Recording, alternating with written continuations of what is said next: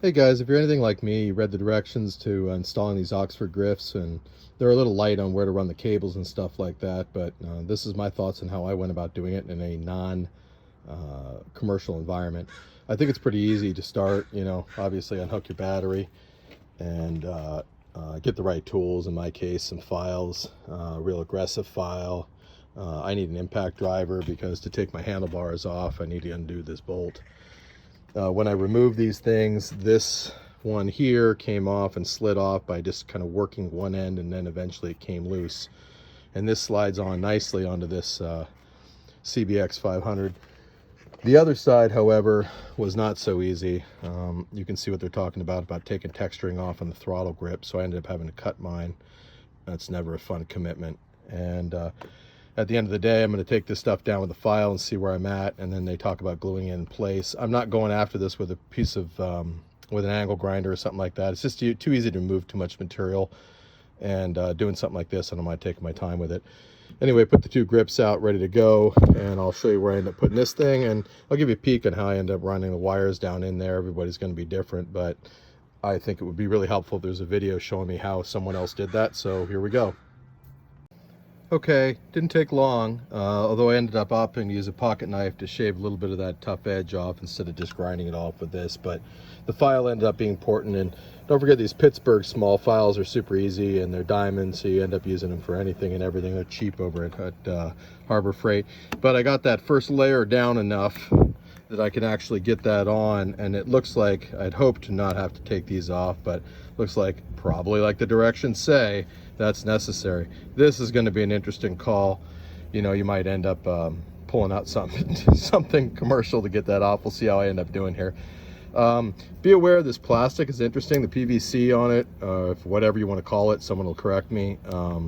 This hard plastic, it's interesting. It does chip a little bit when I go after it aggressively with a pocket knife, or in my case, I was starting to think about just using a razor blade and a hammer just to cut it. But be aware you might snap it. That's good to know. It's brittle, and I'm gonna bet that everybody has the same problem. More to come. Update, take these off with a pocket knife, so much easier. So when I say so much easier, just using a set of vice grips here to keep this thing twisted, just so you can see, you can set your angle. This isn't even a locking blade, and I'm not even using two hands, but you can see how easy these are to shave off. And then the nice thing is, once you get them done, sorry, it's a one-handed project today. Once you get it done, you can really kind of make sure you got all your edges right with that blade. So don't use a big knife. Pocket knife is ideal, and that's the update. Okay, update with the pocket knife idea, solid. The plastic's kind of chippy, and most importantly, as you run across, so you can feel the imperfections with your hand. You haven't torn it all up with a grinder, so you can really let the blade find where there's any imperfections on it. And then, of course, twist your throttle as you're working your way around. The bottom is a pain in the ass, but whatever. Excuse my language, they'll get me banned on YouTube. That's it, guys. Slide that thing on in a minute.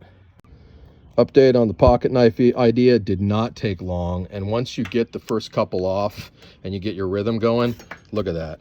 Ain't that pretty? So I have to figure out whether I want to take this off or try to toss an O-ring in there, or what I want to do on it. I think a big factor on these things is going to be how much this bar end's sticking out, and it depends what you guys got. I happen to be running these spacers, so it may actually make sense for me to not kill myself taking that thing down. I'll let you know my thoughts after I think about it for a bit. Yep, that's the update. Okay, I opted to follow the directions and get my clearances right, but the only thing I did different was I came at it with just a simple chisel and a hammer. This stuff is so brittle, it's worth doing. The downside of that technique is that I chipped a small piece of the plastic out, so if I get super glued down in that hole, I got problems. So I might put a little bit of graphite there, and then be real careful about getting it down there. If you decide to cut a corner like I did and do that, that could happen. Otherwise, shave it off with a pocket knife or whatever. But this is actually not a bad technique, and the nice thing is you can really get a nice little cleanup on this thing with it and keep it in control. So that's the update. Oh, and this is worth knowing, right? Boom, a little tap and it's in.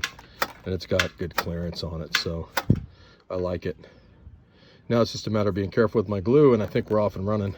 my clearances are nice here. That's what I also reason I opted to take that thing down. So okay, tentatively set these things up, get ready to lock in, put this in place, and realize as you go down here, and your bike may or may not be the same, but there are already pre-existing lines to run through.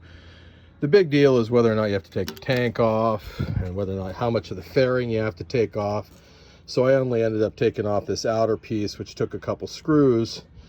These long clasp things that you can buy at most automotive stores ends up becoming pretty handy for running this line. Obviously, anytime you got electrical and a gas tank, you got issues. But I look back here and I see that they have lines running underneath it. I think I might be able to jury rig something here with some zip ties and make it work right. I just have to be real careful. But that's the latest thought right now. A guy could take a whole bike apart in a hurry and do the same damn thing. Talk to you. So if you're anything like me, when I looked at this stuff and I looked at where my access points were, I really realized that they ran all of their wiring underneath this tank section. And so it made me really concerned about doing anything else. So the benefit on these fairings is if you can pop them loose. It's interesting, there's a swing arm on this particular Honda model. So I was able to get this thing up far enough and out to get access in here. I mean, running wires now with this kind of access is not going to be difficult. Just a matter now of just detail work and getting that line in place. So yeah, anyway, end up having to pop the tank. Probably, I think you may end up having to do the same thing, but if you really consider going in here, you know, and remember how hot this is, you got to remember you got and metal, and you just have to be aware. So yep, so much for cutting that corner.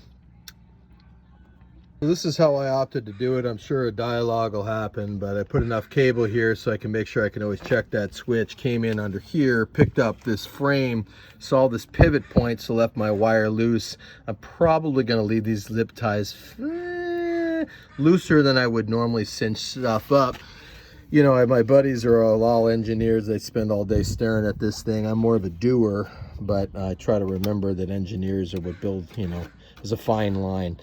Anyway, running up here, I checked when I dropped my tank back down that there's no clearance and stuff touching on this. I'd recommend double checking that yourself. I had enough room that I didn't worry about the tank and the wire buffing.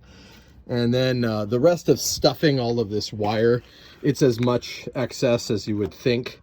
That's just a matter of making a bundle, making sure that there's no movement when you turn your front end and mooring it to something. And again, most of us should have these wire clips in there. So I think that's really the lion's share of the nerve-wracking part of where all these directions can't really say the same thing. Nobody can really tell you because every bike's different. So they just kind of tell you to wing it. And that's, yeah, I'd say educated guessing and with some fairly primitive tools, but it worked. Okay, I opted to wire it this way, up along and running up and in with the clearances. Hey, just a pointer, you know, this little cheaper tie snapped, and I don't know about the rest of you guys, but it's never a bad idea to buy oversized. I happen to buy white because I'm old and it's easier for me to see, but it's always good to put some heavy duty ties on this stuff. And again, it'd be interesting to see some feedback from some other people. I opted not for too tight. Tight enough, but not too tight. I think you make it too tight, I think you're making a guitar string out of things. So, yeah. Almost done, though. That little snafu. Be interesting little tuck and stuff. Okay, whatever you do when you put stuff back together again, make sure you use that blue Loctite on it, right? Semi-permanent. I just put a tiny little dab. People over apply this all the time. You just need a tiny quick little wipe on it. You don't need to soak those threads down. But yeah, don't forget to Loctite up everything. You know, my big one is going to be remounting these tank brackets. I'm going to turn a little dab on it, this stuff, so we're good. And then obviously the brackets on these things where I took them off. And then I'll be gluing all the rest of this stuff in place and we're good to go. Hey, don't forget, always start hand tightening all these things. Don't get that machine on it or a piece of equipment on it and over tighten them or rip a thread. That's a hell of a way to end a day. I've done it. So start your stuff by hand and then get your power drill on it. Okay, gentlemen, one screw put in wrong and whatnot else. This thing's back together again. And I've just put this temporarily together. The power source is really simple. You know, black and red goes right to your power that you've then routed over. I just direct plugged it in the battery, didn't hook up the bike on it. Just to be safe, here's the moment of truth. Oh, baby. So I haven't locked them in place yet because I read the directions.